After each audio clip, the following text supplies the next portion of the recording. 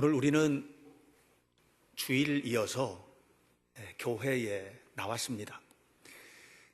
주일이 되면 교회 나오는 이 일은 예수님께서 부활 승천하시고 난 다음에 성령의 강력한 임재를 경험하고 나서 이 땅에 생겨진 거룩한 기념일로 이렇게 지켜지고 있는 것입니다. 사실 최초의 이 주일에 모여서 예배드리는 이런 교회의 모임, 예배에 대한 모임은 신약 성경을 보면 자세히 잘 나와 있지만 교회 성경에 기록되어 있는 이야기 말고 초대교회의 자료들을 우리가 좀 살펴볼 필요가 있거든요. 보면 가장 오래된 기록이 이제 서기 100년에서 200년 사이 1세기라고 하죠. 우리가 흔히 말하는 2세기. 그 2세기에 유스티아누스라고 하는 사람이 쓴 변증법 제1변증서에 보면 그 당시의 예배 분위기들이라든가 이런 것들이 이제 좀 나와 있습니다. 주일이 되면 여기저기서 사람들이 다 한 곳으로 모여서 하나님 앞에 예배를 드렸다고 이렇게 기록이 되어 있습니다. 이 주일날 예배드리는 이 예배가 지금은 우리가 굉장히 편하죠. 자유롭게 오잖아요. 또 특별히 이제 사회 분위기 자체가 주말에는 토요일과 일요일이 쉬는 쪽으로 이렇게 다 가 있기 때문에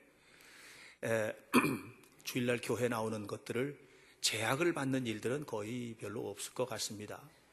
개인 사업을 하시는 분들도 문 닫고 나오실 수 있고 또 직장을 다니시는 분들도 아주 특별한 경험이 아니면 교회 나오는 일은 그렇게 크게 어려운 일은 아닌 그런 시대를 살고 있습니다만은 2세기 또는 1세기의 그리스도인들은 좀 달랐습니다.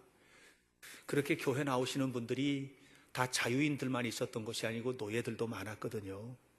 노예들은 말 그대로 하면 자유가 없는 사람들이에요. 그런 사람들이 주일날 교회를 가기 위해서 애쓰고 노력하고 했던 이런 일들은 보통 각오가 아니면 좀 어려웠을 것 같아요.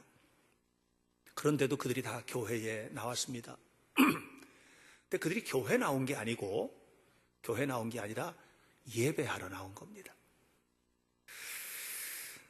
여러분, 사실 교회가 교회다울 수 있는 것은 교회가 예배할 때 그 예배를 통해서 우리가 하나님의 자녀라는 사실을 확인하게 되는 거거든요. 그런데 이 예배를 드리는 경험을 통해서 우리가 무엇을 알게 되느냐 하면 모든 것이 내게 아니로구나, 이런 것들을 깨닫게 돼요. 참 신비로워요. 사실 세상에 많은 종교들이 있어요. 그 종교들이 구체적으로 집중하고 있는 것들은 뭐냐면 자기입니다. 자기. 불교는요, 내가 부처가 되는 거예요. 이게 목적이에요. 힌두교는 내가 깨달음에 이르는 거예요. 이슬람교는 내가 그들이 말하는 천국 가는 거예요. 그래서 내가 천국 가기 위해서 기독교인들 막 죽이고 이방인들 막 죽이고 이렇게 하는 거예요. 그렇게 하면 자기가 천국 가서 많은 여자들을 거느리고 산대요. 우스운 얘기 같으지만 그게 IS를 만들어내는, 이끌고 가는 힘이에요. 그 속에 다 뭐가 있냐면 내가 있어요. 그런데 기독교는 좀 달라요. 깊어지면 깊어질수록 내가 없어지는 거예요. 내 안에 그리스도로 충만해지는 거예요. 내 안에 하나님의 영으로 가득해지는 거예요. 내가 포기되는 거예요. 그런데 놀라운 게 있어요. 하나님이 그런 나를 어마어마하게 세워놓으세요. 나를 버리겠다는데, 나를 포기하겠다는데 내가 나를 세우는 것이 아니라 하나님이 나를 세워주시는 거예요. 내가 모든 것을 버리겠다고 하나님 앞에 나왔는데 하나님이 내가 너를 모든 민족 위에 뛰어난 민족이 되게 하고 내가 너를 복의 근원이 되게 하고 내가 너를 믿음의 조상이 되게 하고. 이게 놀라워요. 이게 놀라워요. 사실 위대하게 된 사람들은 끊임없이 자기를 부둥켜 안았던 사람들이 아니고 끊임없이 자기를 내려놓은 사람들이었어요. 노아도 그랬어요. 아브라함도 그랬어요. 요셉도 그랬어요. 다윗도 그랬어요. 바울도 그랬어요. 베드로도 그랬어요. 어디 그뿐입니까? 우리가 성경 시대가 끝나고 난 이후의 시대를 살펴보면서도 끊임없이 자기를 내려놓고 포기한 사람들을 하나님은 역사에 빛나는 이름을 남기게 해주셨어요. 이것이 너무 놀라운 거예요. 그런데 그 중심에 뭐가 있냐면 예배가 자리 잡고 있어요.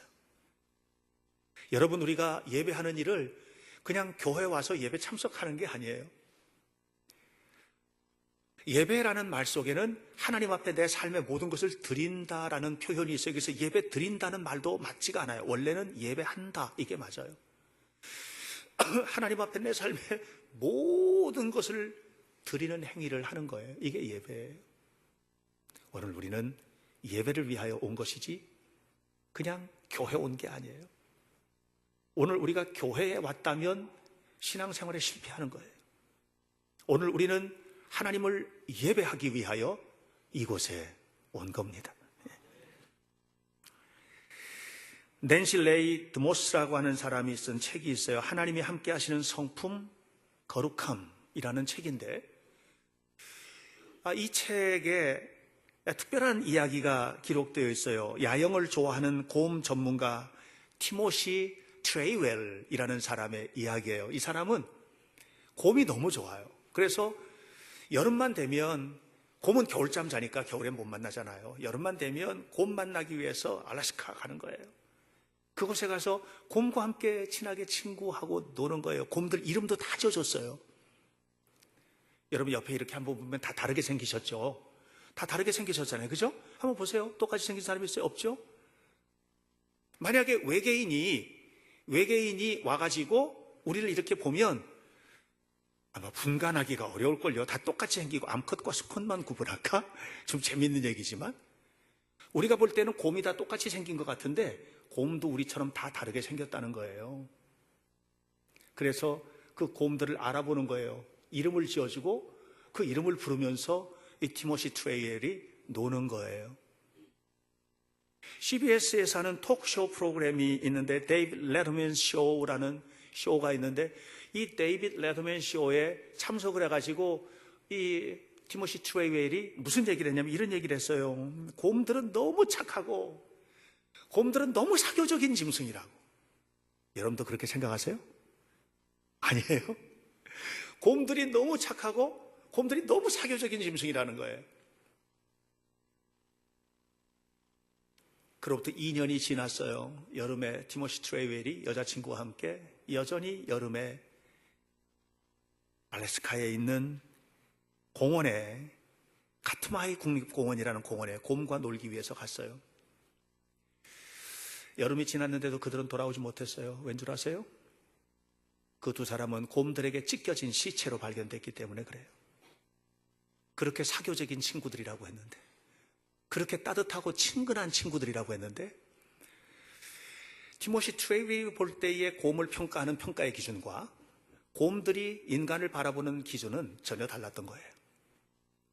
다시 말하면 티모시 트레이웰이 곰들을 그렇게 평가한다고 해서 곰들도 그들을 그렇게 사교적인 내 친구, 너무나 따뜻한 나의 친구, 우리의 이름을 지어주는 친구라고 평가 내리지는 않았다는 것이죠.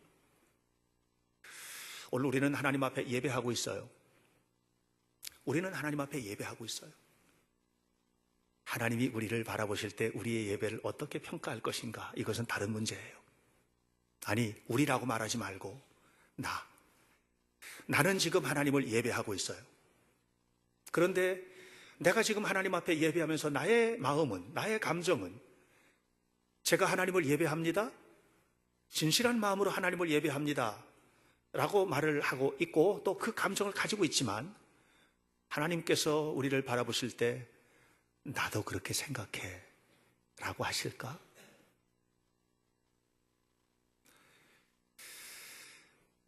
여러분, 하나님이 우리를 평가하신다는 사실에 주의할 필요가 있어요.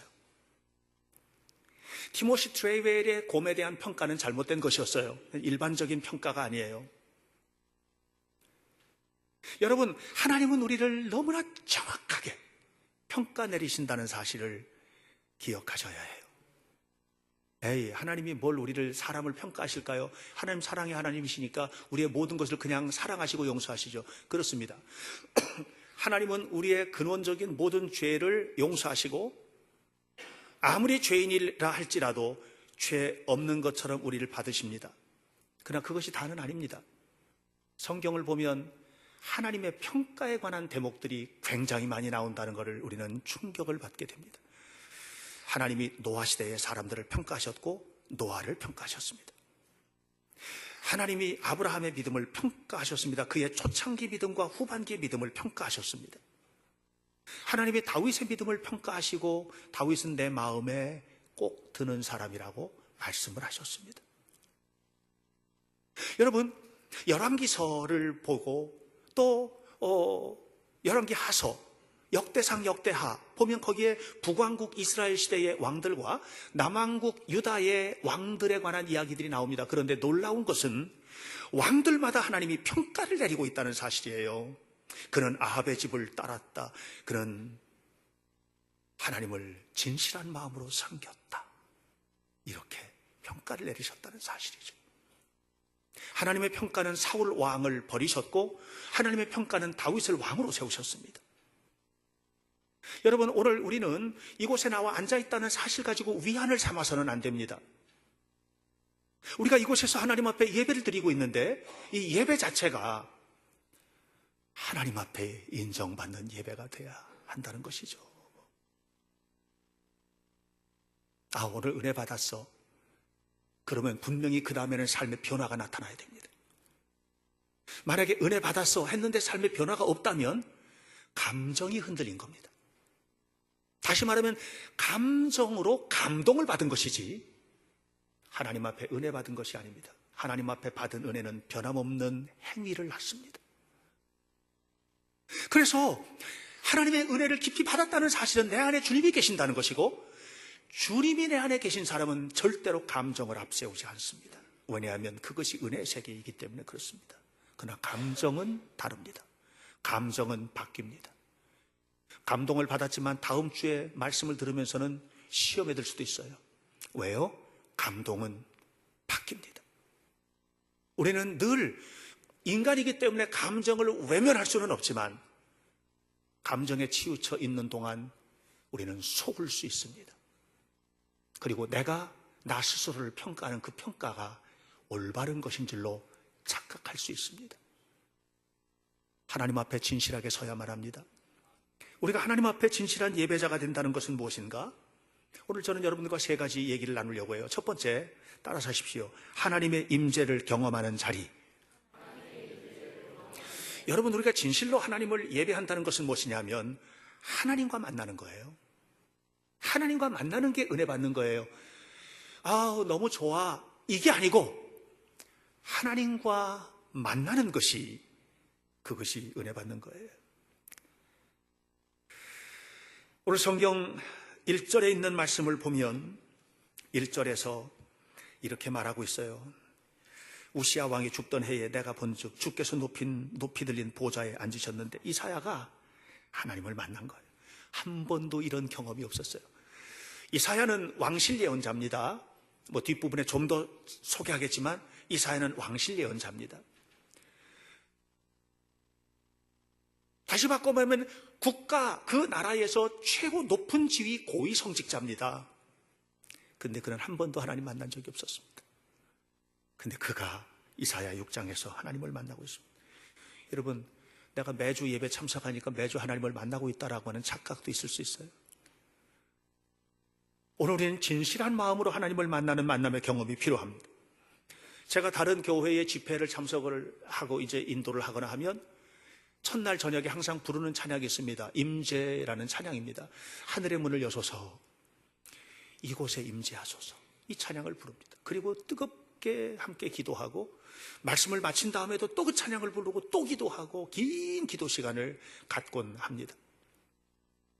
제가 어느 지방 집회에 참석을 해서 이 말씀을 나누고 난 다음에 첫날 저녁에 사람들과 함께 만났어요. 목사님들과 장로님들 몇 분 이렇게 함께 만났는데 장로님 한 분이 이렇게 얘기했습니다. 목사님 오늘 은혜 많이 받았습니다. 그렇게 얘기를 해주셨어요. 사실 목회자로서 목사 설교자가 듣는 칭찬 중에서 제일 좋은 칭찬은 은혜 받았다는 얘기죠. 감사합니다 장로님 하고 말씀드렸는데 근데 그 다음 말은 안 하는 게 좋았을 뻔했어요. 이렇게 얘기했어요.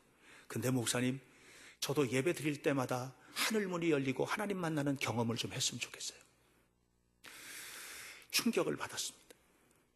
평생을 신앙생활하고 평생을 교회를 섬기고 이렇게 했는데 하늘 문이 열리고 하나님의 임재를 경험하는 경험을 못 해본 거예요. 그럴 수 있다는 얘기하는 겁니다. 이사야가 그랬어요. 이사야가 어려서부터 왕실에서 자랐고 왕실 예언자로 활동을 했고 그랬지만 하나님의 말씀을 전하는 자였고 했지만 그는 한 번도 그런 경험이 없었다는 사실이죠. 교회 안에서 직분을 받은 것이 하나님의 임재에 대한 확인 도장? 그건 아닙니다. 우리가 어떤 위치에 있든 시간에 정말 중요한 것은 우리는 하나님의 임재를 경험하는 삶을 살아야 된다는 것입니다. 그런데 어떻게 하나님을 만날까? 우리는 대체적으로 하나님을 만난다고 할 때 눈으로 보고 만나거나 소리로 듣고 경험하거나 아니면 뭔가 좀 이렇게 좀 열정적인 경험을 통해 가지고 하나님을 만나는 것을 생각을 합니다. 그러나 성경은 우리에게 이렇게 말합니다. 하나님은 영이시니 영과 진리 가운데서 주님을 만난다는 것입니다. 우리 하나님은 육체의 하나님이 아니고 영이십니다. 육체로 이 땅에 오셨던 예수님은 육체로 만났어요. 그러나 그 주님은 부활하시고 승천하셨고 그리고 주님은 지금 영으로 성령을 통해서 우리를 만나주시는 것입니다. 그러므로 여러분 우리가 귀로 듣는 것, 눈으로 보는 것 이렇게 경험할 수도 있어요. 그러나 그것이 아닙니다. 영적인 부분이 열리지 않으면 만나기가 어려운 거예요. 영적인 부분이 하나님 앞에 열려져야 되는 거예요. 다시 말하면 간절히 사모하라. 하나님을 간절히 사모하라. 이 간절한 사모함이 우리를 만나주시는 은혜로 이루어지게 되는 것입니다. 요한계시록 4장 1절을 보면 그런 얘기가 나옵니다. 요한계시록 1장부터 보면 반모섬에 유배 가서 주일에 예배드리는 사도 요한의 이야기가 나와요. 주일날 예배를 드리는 사도 요한인데 그렇게 예배를 드리는 장면들이 쭉 나오고 그러다가 4장 1절에서 2일 후에 내가 보니 하늘문이 열렸다고 그랬어요. 그리고 2절에 이렇게 말합니다. 보좌 위에 앉으신 하나님을 만났다는 것입니다. 이렇게 보좌 위에 임하신 하나님을 만나고 난 다음에 그가 그냥 막 영적으로 열리는데 육신의 눈으로 볼 수 있는 세계가 아닌 세계를 영으로 보기 시작합니다. 이사야도 똑같은 경험을 합니다. 이건 육신의 눈으로 보여지는 세계가 아닙니다.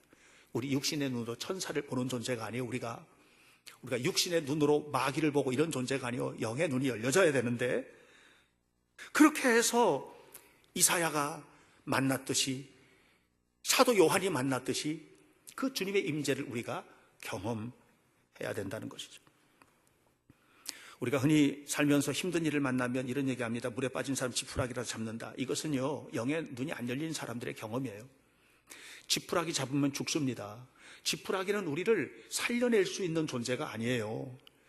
하나님의 영의 임재를 예배를 통해서 경험한 사람은 지푸라기를 놓는 것을 배웁니다. 그랬잖아요. 나를 비운다고. 비워야 돼요. 만난 사람은 비워내는 거예요. 아직도 자기가 남아있는 사람은 아직 하나님 만난 사람 아니에요. 지푸라기를 놔야 돼요. 그러면 그 놓은 손을 우리 주님이 잡아주시는 거예요. 이 손을 경험해야 돼요. 이것이 하나님의 임재의 경험인 것입니다. 애굽에 팔려갔던 노예 요셉, 그가 잡으려고 하면 잡을 지푸라기 엄청 많았거든요. 여러분, 그곳에 가서 가정총무가 됐잖아요. 보디발의 집에 가정총무가 되었어요. 가정총무로서 살아가는 요셉이 잡을 지푸라기가 얼마나 많았겠습니까? 정말 많았습니다. 보디발의 아내가 유혹했을 때 슬쩍 한번 지푸라기 잡는 거예요. 얼마든지 그가 창고 곡간까지 다 관리했으니까 그것 전부 다 챙길 수도 있고요. 자기의 미래를 위해서 뭔가 할 수 있다라고 하면 얼마든지 많았어요. 그런데 요셉은 절대로 지푸라기 잡지 않았습니다. 그리고 하나님 앞에 삶을 내려놓고 하나님의 손만 붙들고 살았던 거예요. 왜 그게 가능했을까요? 살아계신 하나님을 본 사람이에요. 하나님의 임재를 경험한 사람이에요. 다시 말하면 날마다 예배하는 사람이었다라는 것입니다. 그러므로 여러분, 우리는 예배에 집중해야만 합니다. 예배에 집중하는 것이 필요해요. 집중이라는 말의 영어 단어는 concentration이라는 말을 합니다. 이 말은 라틴어에서 왔는데 con이라는 말과 이건 함께라는 말이에요. centre, 중심으로, 여기서 center라는 말이 나왔는데 con 플러스 centre, 무슨 말이에요? 여러분, 변두리가 아니에요. 집중한다는 말은 중심으로 뚫고 들어가는 거예요. 이게 집중이에요. 우리는 예배에 집중해야 됩니다. 왜냐하면 그 중심에 주님이 계시기 때문에 그래요. 주님은 우리를 만나주시기를 원하세요. 그리고 그 주님을 만나는 것이 예배예요. 이 시간도 우리는 주님의 영의 임재를 느껴야 돼요. 이곳에 이미 임재하에 계시고 우리 한 사람 한 사람을 만나주시는 원하시는 그 주님을 마음 깊이 경험하는 복된 예배의 시간이 되시기를 주님의 이름으로 간절히 축복합니다. 두 번째로, 예배는 어떤 자리인가? 따라서 하세요. 하나님의 인도를 경험하는 축복. 예배는 하나님의 인도를 경험하는 자리예요. 지난주에 우리 교회에 저쪽 부분쯤에 앉아서 예배 드리셨던 안수 집사님이 한 분 계세요. 장로교 집사님이세요. 성결교. 그분은 장호원에 있는 아주 작은 교회의 그 집사님이라고 그렇게 저한테 소개를 했어요. 예배 마친 다음에 새가족실에서 함께 만나서 얘기를 나누는데, 얘기를 나누다가 자기 고백을 하면서 눈물을 글썽이셨어요. 그러면서 밥 먹어야 되는데 식사하는 자리에서 이런 얘기해서 죄송합니다, 이런 얘기까지 서로 나누고 그랬거든요. 이분은 서울 중곡동에서 장호원까지 매주 예배를 다니던 집사님이세요. 쉬운 일이 아니에요. 근데 그렇게 다니게 된 이유는 뭐냐면, 원래 섬기던 교회가 있는데 그 교회에 계시던 전도사님, 여전도사님 한 분이 장원에다가 교회를 시작을 하게 되셨어요. 그리고 이분을 좀 도와야 되겠다는 사명감으로 함께 돕는 일을 한 게 4년 동안을 중곡동에서 한 주도 빼놓지 않고 장원까지 다니면서 예배를 드린 거예요. 그런데 교회는 부흥되지 않고 몸은 지치는 거예요. 교회가 막 부흥됐으면은 좀 달랐을 거예요. 그런데 교회가 전혀 부흥되지 않고 몸은 지치는 거예요. 그래서 이제 그만해야 되겠다 하고 생각하고 지난주에 우리 교회 예배를 참석한 거예요. 장원까지 가지 않고. 그리고 그날 지난주에 제가 설교하는 중에 어느 작은 교회, 목사님 교회에 있는 초등학교 2학년짜리 편지 이야기를 들은 거예요. 그 편지 이야기를 듣고 이분이 회개를 한 거예요. 하나님이 그렇게 사랑하는 교회를 내가 버리려고 했구나. 그래서 그날 그 자리에서 결심을 하셨어요. 목사님, 오늘 저는 하나님의 음성을 들었습니다. 그리고 앞으로도 계속해서 멀지만 힘들지만 이 교회를 섬기겠습니다. 그래서 우리가 함께 기도했거든요. 예배의 자리가 내 삶의 아주 중요한 갈림길에서 나를 이끌어주는 인도, 하나님의 인도를 경험하는 자리였던 거예요. 나사의 루이스 연구소 연구원을 거치신 과학기술원 교수로 지내셨던 분이 계세요. 김영길 한동대 총장님이십니다. 이분이 사실 한동대에 관심이 없었어요. 그런 학교가 있다는 것은 계속해서 이제 들었지만 관심이 없었어요. 왜냐하면 자기가 지금 하고 있는 일들이 너무 다 잘 되고 있고 너무 문제가 없고 세계적인 금속 재료공학자이고 모든 일들이 문제가 없으니까, 그러니까 뭐 한동대 거기 무슨 일이 있나 보다, 헌금 좀 하고 뭐 이렇게 이제 온누리교회에서 관여를 하고 있었는데, 근데 뭐 거기에 그렇게 큰 관심이 없었어요. 그런데 구체적인 요청이 온 거예요. 한동대로부터 초대 총장을 좀, 이게 설립이 이렇게 되는데 어려운 일들이 지금 많은데, 김 박사님께서 총장을 좀 맡아줘야 되겠다. 그렇게, 그런데 이제 생각지도 않았던 부탁이 온 거잖아요. 되게 깜짝 놀란 거죠. 그런데 가고 싶지 않은 거예요. 왜?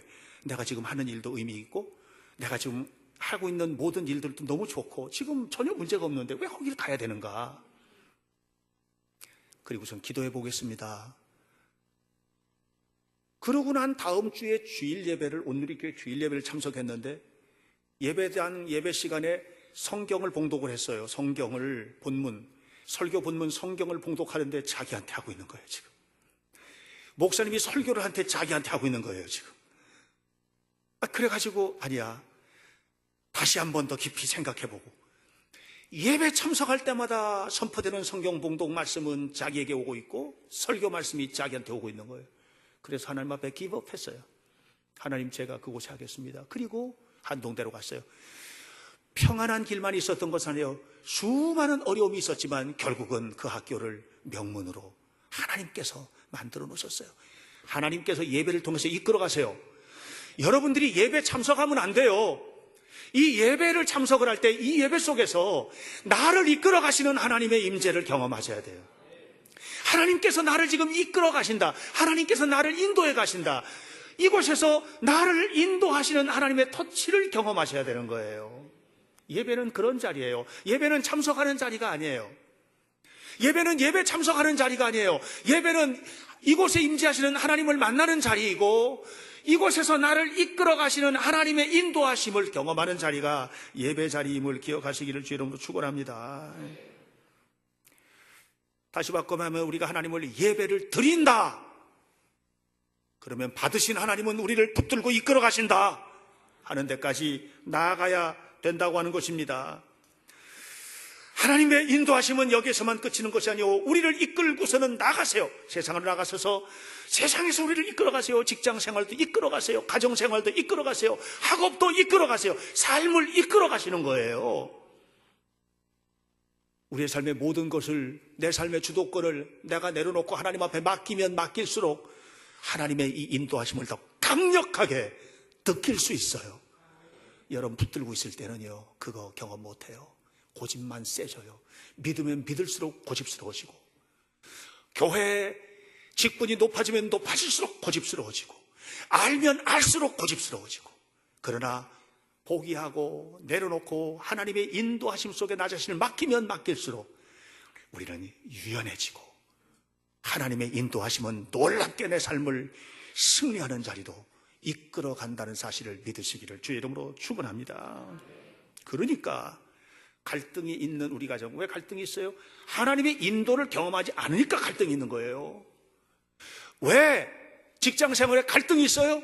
하나님의 인도를 경험하지 못하니까 갈등이 있는 거예요. 왜 교회 생활하면서 갈등이 생겨요? 우리 모두가 하나님의 인도하심에 민감하지 못하기 때문에 그래요. 예배는 하나님의 인도하심을 경험하는 자리입니다. 그러므로 이 자리에서 답을 얻으셔야 돼요. 이 자리는 예배가 좋다 나쁘다 평가되는 자리가 아니에요. 이 자리는 하나님이 임재하시는 자리이고 하나님의 인도를 경험하는 자리예요. 믿음으로 하나님의 손을 붙들고 나아가는 여러분들이 되시기를 주님의 이름으로 축원합니다. 마지막으로 고백하십시오. 우리의 일상을 돌아보는 시간. 예배는 우리 자신을 철저하게 돌아보는 시간이어야만 합니다. 그리스도인들이 예배를 통해서 누리는 축복 가운데 하나가 뭐냐면 자신을 돌아본다는 거예요. 자신을 돌아본다는 거예요. 예배에 임재하시는 하나님을 만나고 그 거룩하신 하나님을 만나고 그리고 자신을 돌아본다는 거예요. 예. 자, 오늘 5절 말씀을 함께 좀 보겠습니다. 5절 말씀이요. 다 같이 읽어요. 시작. 그때에 내가 말하되 화로다 나여 망하게 되었도다. 나는 입술이 부정한 사람이요 나는 입술이 부정한 백성 중에 거주하면서 만군의 여호와이신 왕을 배웠음이로다. 이사야가요, 한 번도 나는 이런 죄인이라는 생각 해본 적이 없는 사람이에요.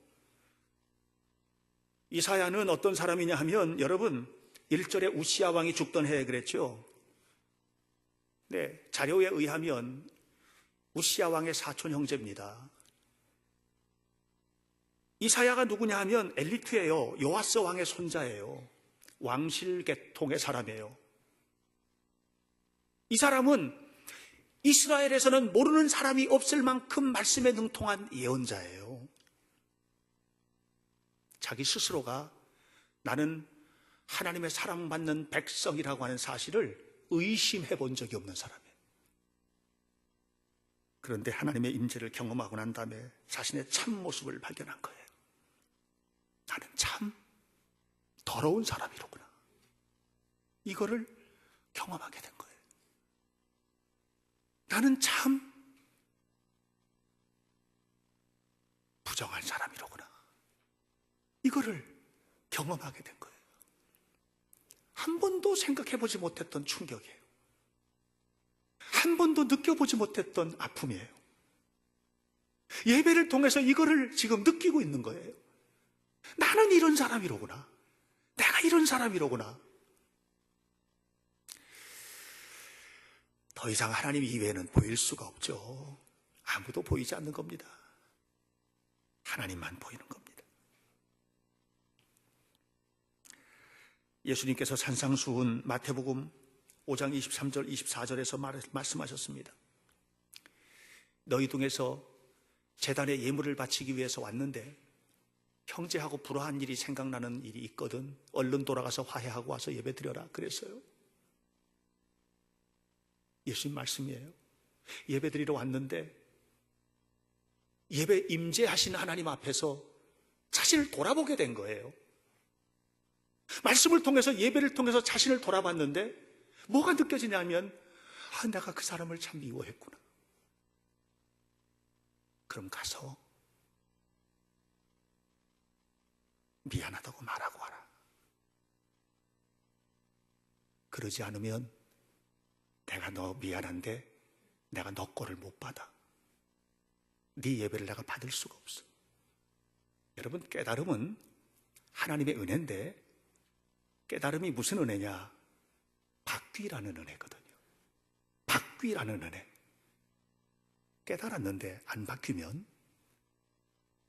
하나님의 사람이 아니에요. 그래서 우리가 바뀌어야 되는 거예요. 마태복음 18장에 보면 두 사람의 기도와 예배에 대한 교훈이 나와요. 두세 사람이 내 이름으로 모인 그곳에는 나도 그들 중에 있느니라. 마태복음 18장 20절. 얘기를 진행해 나가다가 베드로가 예수님, 누가 나에게 죄 지은 일이 있으면 얼마나 용서해야 돼요? 7번 하면 되죠? 그랬더니 예수님 말씀하셨어요. 아니, 70번씩 7번. 70번씩 7번을 용서해라. 이 얘기 무슨 말이에요? 끊임없이 너를 돌아보아라. 여러분, 우리는 예배를 통해서 뭘 해야 되느냐 하면 그냥 하나님 앞에 드린다 이게 아니에요. 이 예배는 나를 돌아보는 시간이에요. 나를 돌아보는 시간. 이로써 우리는 굉장히 중요한 세 가지 구조를 갖게 돼요. 예배를 통해서. 주일날 교회 나오면 하나님을 만나는 임재의 경험을 해야 돼요. 예배를 통해서 누리게 되는 축복이에요. 그리고 그렇게 만난 주님의 인도를 따라서 세상으로 나가는 거예요. 그리고 늘 하나님의 임재를 경험한 사람, 하나님의 인도를 따른 사람의 머릿속에는 늘 주님이 있어요. 주님이라면 어떻게 하실까? 주님이 이 자리에 계시면 어떻게 말씀하실까? 주님이라면 어떻게 행동하실까? 주님이라면 나를 어떻게 이끌어 가시지? 이걸 생각하지 않을 수가 없어요. 일주일 내내 그렇게 생각하고 살아요. 그리고 다시 교회에 왔는데 교회 와가지고 말씀을 듣는 순간에 다시 지난 한 주간 동안에 내가 살았던 삶을 비춰보는 거예요. 그리고 우리의 일상을 돌아보는 거예요. 이것이 예배예요. 이것이 아니면 안 돼요. 이런 건강한 예배 때문에 여러분 기독교인들이 위대해지는 거예요. 이런 예배를 통해서 끊임없이 자기를 비워내고 하나님의 영으로 채우고 그 주님의 은혜 속에서 살게 되는 것이죠. 저는 우리 현대교회 성도들이 예배의 승리자들이 되시기를 바랍니다. 그래서 믿음의 정상에 서게 된다면 그 정상에 만나는 모든 사람들은 예배의 승리자들일 거라고 저는 생각해요. 예배에 승리하는 사람들이 봉사에도 승리하는 겁니다. 예배에 승리하는 사람들이 모든 일상생활에도 승리하는 겁니다. 예배에 승리하는 사람들이 경제생활에도 승리하는 겁니다. 예배에 승리하는 사람들이 삶의 목표를 이루는 능력도 탁월한 겁니다. 모든 것의 중심은 예배입니다. 우리 현대교회 성도들은 예배하는 공동체, 예배하는 교회의 일원이 되시기를 주님의 이름으로 간절히 축복합니다. 기도하겠습니다. 살아계신 하나님, 우리로 하여금 진실로 예배하게 하옵소서. 진실한 마음으로 진실로 예배하게 하시고, 이 예배를 통해서 하나님을 만나고 내가 만난 하나님과 더불어 살아가는 모든 삶의 중심에서 다시 한번 뜨겁게 우리 자신을 돌아보며 하나님께서 기뻐하시는 삶을 위하여 나아가는 은혜로운 자녀들이 되게 도와주시고, 감정의 변화 매우 중요하지만 이것은 또 감정의 변화로 나빠질 수도 있기 때문에 감정의 변화에 우리를 기대는 것이 아니라 하나님을 만나는 은혜의 체험, 깊은 은혜의 체험, 하나님과 만나는 거룩한 만남을 통해서 하나님 앞에 나아가는 저희들이 되도록 도우시옵소서. 예수님 이름으로 기도하옵나이다.